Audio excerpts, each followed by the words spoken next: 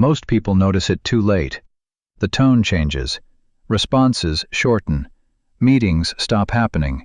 Access narrows. Nothing is said directly. Nothing is officially wrong, but something has shifted. This is what people mean when they say a manager has gone cold.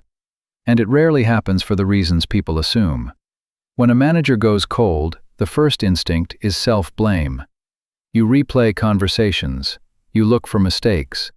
You try to remember what you said, how you said it, who might have heard.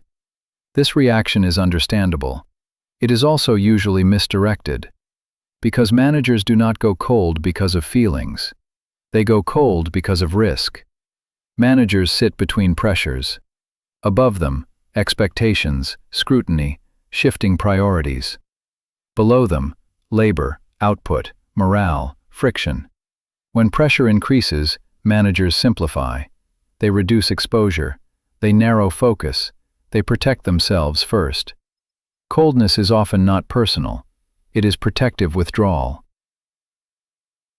There are a few common triggers.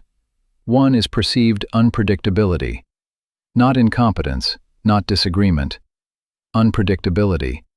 If a manager cannot easily forecast how you will respond, to stress, to ambiguity, to authority, they experience you as risk.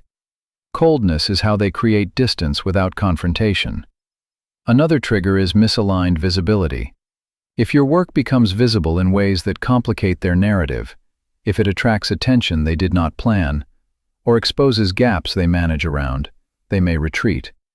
Not because you did something wrong, but because your presence now intersects with their exposure. A third trigger is structural pressure you never see.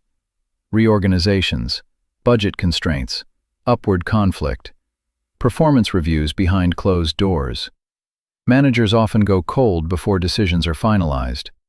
Distance gives them flexibility. Warmth creates obligation. This is where people make their biggest mistake. They try to fix the temperature. They explain more. They offer reassurance. They volunteer help. They seek feedback. All of this increases contact. Contact increases perceived obligation. Obligation increases risk. So the manager withdraws further. Coldness is often a signal that something is unresolved above you, a decision is pending, or you are being reevaluated silently. None of these are improved by emotional pursuit. It's important to understand something uncomfortable. Managers rarely go cold and then warm back up through conversation. They warm back up when conditions stabilize, when pressure lifts, when decisions settle, when risk reduces. Your behavior cannot resolve pressures you do not see. This does not mean you should disengage completely. It means you should adjust posture. When a manager goes cold, you become more precise, more bounded, more outcome-focused. You stop narrating. You stop seeking tone repair. You deliver cleanly and step back. Silence here is not punishment. It is containment. You are signaling, I am stable. I am not adding pressure. I am not demanding reassurance. This is often the safest position.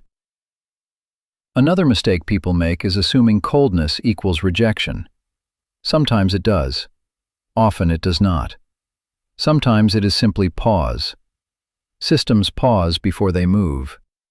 People who panic during the pause often disqualify themselves. If a manager has truly disengaged, clarity will come without you forcing it.